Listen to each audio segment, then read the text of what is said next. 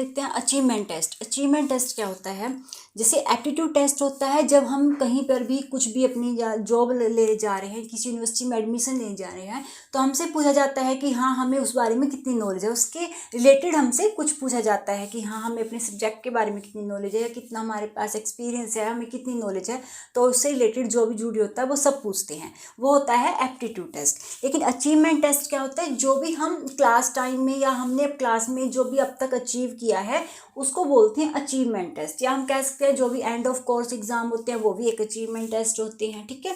या फिर achievement test है क्योंकि आप देखते हैं हम क्लास में रेगुलरली क्लास में जो टेस्ट होते रहते हैं वो क्यों होते हैं? क्योंकि वो बच्चे की अचीवमेंट देखना चाहते हैं। टीचर की हमने अब तक क्या पढ़ाया वो सब टीचर जानते हैं, क्योंकि हर बच्चा, ये जैसे मैंने लिखा है the usual end of the course exam में taken the a typical example of an achievement test कि जो एंड ऑफ कोर्स एग्जाम होते हैं वो भी अचीवमेंट टेस्ट के भी एग्जाम्पल लगा सकते हैं। Not possessing the same mental ability they progress to different limit in different subject skill in the same period of time.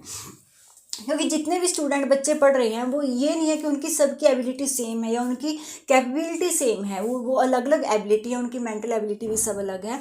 तो बीच में जब कोर्स के बीच में टीचर जब भी बच्चों से टेस्ट वगैरह लेते हैं या कुछ भी लेते हैं तो वो क्यों लेते हैं? ताकि उनको पता लग जाता है कि हाँ कहाँ पर कमी है, या वो फिर उसके अकॉर्डिंग कितने बच्चों वो इनके एक उनको लेवल ही पता लग जाता है कि हाँ बच्चों का एक कहाँ पर बच्चे स्टे करें, कितने % बच्चों को ये समझ में आ रहा है, कितने % बच्चों को ये समझ में नहीं आया, उसमें क्या टॉपिक है जो उनमें समझ नहीं आया तो वो नेक्स्ट टाइम पता है। कई बार देखते हैं ना कि हाँ बच्चे का एक बार उसका टेस्ट ले लिया, कहीं बार उसमें अच्छे मार्क्स बच्चों के, ज़्यादातर बच्चों के अच्छे एग्जाम मार्क्स नहीं आते तो टीचर सोच लेता है कि ये अच्छी तरीके से बच्चों को क्लियर नहीं है, उन्होंने इसमें अचीवमेंट प्राप्त नहीं की है, तो फिर वो दोबारा उसके टेस्ट लेगा, दोबारा उसकी प्रिपरेशन कराएगा, पहले फिर टेस्ट लेगा, फिर देखता है कि हाँ अब इम्प्रूवमेंट है। तो वो सब होते हैं जो भी अचीवमेंट टेस्ट लिए जाते हैं, ठीक है। Achievement test are organise to measure their progress, उनकी प्रोग्रेस को मेजर करने के लिए कि उनकी कितनी प्रोग्रेस हुई है, अब तक कितना कुछ उन्होंने अचीव किया है पूरे साल में, लगा लो जो भी वो कर रहे हैं, किसी भी फील्ड में लगा लो, किसी भी चीज़ में रिलेटेड आप लगा लोगे कि टीचर, हम जैसे टीचर हैं तो हम एक स्टूडेंट के बेस हम देखते हैं। It evaluate the current ability of the student or the extent to their knowledge in the area of specific subject, ठीक है। तो evaluate करते हैं कि हाँ उनकी जो करंट एबिलिटी है स्टूडेंट की, बच्चों की इस टाइम वो कितनी है, उनके सब्जेक्ट के बारे में कितनी है, कितना उन्होंने गेन किया है, कितना उन्होंने अचीव किया है।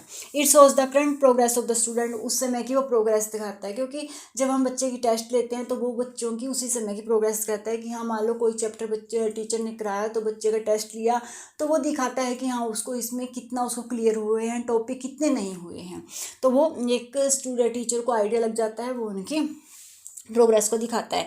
क्लासिफिकेशन ऑफ स्टूडेंट्स की क्लासिफिकेशन हो जाती है, जैसे मैंने अभी बात की थी कि अगर वो देख लेता है टीचर कि हाँ इस बच्चे ने इतना, कितने % बच्चों ने कितने मार्क्स गेन किए हैं। मान लो आपका 80 मार्क्स का टेस्ट है तो 80 मार्क्स में से कितने, कई बच्चे होते हैं, हम जब टीचर क्लास में देखते हैं तो मोस्टली बच्चों के अगर देखेंगे हाँ 60% से अप मार्क्स हैं तो वो लगा लेगा आइडिया कि हाँ मोस्टली बच्चों को आपका क्लियर हो गया है। लेकिन अगर ये है कि हाँ कि सिर्फ 30% बच्चों के अच्छे आए हैं या 20% बच्चों के अच्छे मार्क्स आए हैं तो वो टॉपिक तो उनका क्लियर नहीं हुआ है। या फिर टीचर फिर उस तरीके से आइडिया लगाता है कि हाँ 60% बच्चे एबव वाले बच्चे कितने हैं, 60% से डाउन बिलो वाले कितने हैं और एवरेज में कितने हैं, ठीक है। तो उस तरीके से क्लासिफिकेशन हो जाता है, टीचर को पता लग जाता है कि कौन सा बच्चा, क्योंकि कई बच्चे होते हैं देखो जिनका मैथ अच्छा होता है, उनका मैथ में हमेशा अच्छे मार्क्स आएंगे, कई बच्चे होते हैं जिनके साइंस में हमेशा अच्छे मार्क्स आते हैं, किसी बच्चे का होता है, किसी का आप देखोगे इंग्लिश या हिंदी में अच्छे मार्क्स आते हैं। क्योंकि ये नहीं है कि वो पढ़ने में होशियार ज़्यादा है या ये नहीं होता मैथ वाले या फिर हिंदी वाले नहीं है, ऐसा होता है कि जिस चीज़ में बच्चे का इंटरेस्ट होता है उसी से हम आइडिया लगाते हैं कि वो बच्चा आगे जाकर फील्ड क्या लेगा, वो कहाँ पर बच्चा जा सकता है, वो किस फील्ड में जा सकता है। इससे बच्चे को एक मोटिवेशन भी मिलती है, क्योंकि टीचर को भी पता लग जाता है कि वो बच्चा क्या करेगा। अचीवमेंट टेस्ट के जरिए पता लगता है, बच्चे का इंटरेस्ट भी पता चल जाता है। सॉल्विंग स्टूडेंट डिफिकल्टी, अगर उनको पता लग जाता है कि हाँ भाई इस बच्चों को समझ में नहीं आ रहा तो क्लासिफिकेशन हो जाती है, तो उसके बाद टीचर उनको उनके तरीके से पढ़ाना, या उनको क्या टॉपिक समझ में नहीं आ रहा है या उनको मेथड सही नहीं है, जो भी है वो कोशिश करेगा कि वो उनको भी टॉपिक क्लियर हो जाए। टू टाइप्स के होते हैं टेस्ट। एक होता है standardise test, these are the made by the experts and psychologist. Standardise test वो होते हैं जिनको ये नहीं है कि कोई भी टीचर उठा के उसको पेपर को तैयार कर देगा, ठीक है। ये एक एक्सपर्ट्स या साइकोलॉजिस्ट करते हैं, क्योंकि जो स्टैंडर्डाइज टेस्ट होते हैं वो जैसे हम देखते हैं ना आजकल स्कूलों में IMO ये सब हो रहे हैं जो टेस्ट, या फिर हम कह सकते हैं 10th के बोर्ड के हो रहे हैं, +2 के बोर्ड के हो रहे हैं, जो सिर्फ एक जगह नहीं होते हैं। कि ये नहीं आप कह सकते हो कि सिर्फ एक स्कूल के बच्चे उसको एग्ज़ाम को दे रहे हैं। वो होता है कि जब हज़ारों में लाखों में बच्चे जब उस एग्ज़ाम को दे रहे हैं, ठीक है, तो वो होता है स्टैंडर्डाइज्ड टेस्ट। उसको इसलिए ये होता है कि उनको कोई एक्सपर्ट या साइकोलॉजिस्ट, ये नहीं होता कि हर कोई उसको उठा लेगा और उसको तैयार कर देगा। These are the made for different classes subject, अलग अलग क्लासेस सब्जेक्ट के अकॉर्डिंग उसको बनाया जाता है कि 8th का अलग होगा, 10th का अलग होगा, 12th का अलग होगा, ठीक है। तो अलग अलग और जो भी सब्जेक्ट होंगे उनसे related the class for which the tests are designed are quantified by the using them the different places 100 and 1000 children of the same classes। क्योंकि उसी क्लास के 1000 बच्चे 100 लाखों में बच्चे उस एग्ज़ाम को दे रही है, नहीं होता कि सिर्फ एक स्कूल के बच्चे के लिए इसको तैयार किया जा रहा है, ठीक है।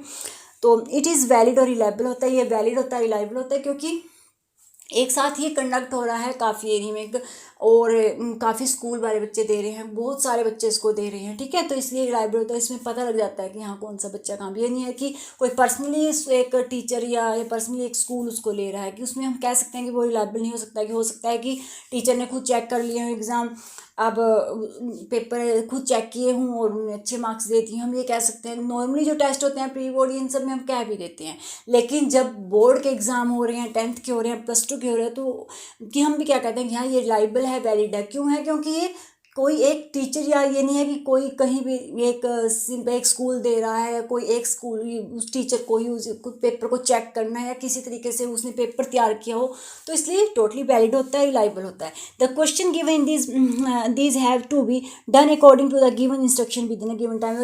इसमें जैसे एग्ज़ाम हम 10th का और +2 का एग्जाम्पल ले ही रहे हैं, तो ये क्या होता है, उनमें एक टाइम होता है कि इतने टाइम लिमिट के अंदर आपको पेपर करना है, और जो भी इंस्ट्रक्शन दी होती है कि कौन सा क्वेश्चन कितने मार्क्स है, कितने मार्क्स का नहीं है, कोई कितने करने हैं, तो वो सब उसमें इंस्ट्रक्शन होती है, उसके अकॉर्डिंग वो करना होता है। वो होता है स्टैंडर्डाइज टेस्ट। आई होप कि आप क्लियर हो गया हो। सेकंड होता है टीचर मेड टेस्ट, जो स्कूल में टीचर आपके पेपर को तैयार कर देती हैं। इसको हम वैलिड नहीं मानते इतना, क्योंकि वो टीचर होता है कि जो अपने अकॉर्डिंग उसको चॉइस है उसकी कि वो कौन से चैप्टर को डालेगा या कौन से को नहीं डालेगा, वो उसको ये, तो इसमें हम इसलिए को टोटली हम वैलिड नहीं कह सकते। It can be subjective and objective भी हो सकते हैं। सब्जेक्टिव ऑब्जेक्टिव होते हैं जब वन आंसर हमें देना है, किसी भी हमारे पास ऑप्शन है तो हमें उसके आंसर देने हैं। और सब्जेक्टिव है जब हमें अपनी नॉलेज से या हम एक सब्जेक्ट में सब्जेक्टिव उसको क्वेश्चन को लिखेंगे, ठीक है जी। ऐसे टाइप के होते हैं, 2 मार्क्स के भी होते हैं, 5 मार्क्स के भी होते हैं जो सब्जेक्टिव होते हैं। इट कैन बी रिटन और प्रैक्टिकल हो सकते हैं। आर नॉट रिलायबल, हम इसको रिलायबल नहीं मान सकते। वही है, क्योंकि जो टीचर खुद कंडक्ट करवा रहा है, खुद ही चेक कर रहा है, तो हम उसको इतना स्टैंडर्डाइज कंपैरिजन में, ठीक है, तो स्टैंडर्डाइज टेस्ट के कंपैरिजन में हम इसको इतना रिलायबल नहीं मानते। Quality of good achievement test की यही होती है कि वो एक रिलायबल होता है, वैलिडिटी होती है, ऑब्जेक्टिविटी होती है, कम्प्रिहेंसिव होता है, डिफरेंशिएशन, प्रैक्टिबिलिटी होती है। तो ये इसकी क्वालिटीज़ हैं। तो ये 2 टाइप के टेस्ट होते हैं, टीचर मेड टेस्ट और जो भी होते हैं हमारे स्टैंडर्डाइज टेस्ट। तो thank you for watching my video.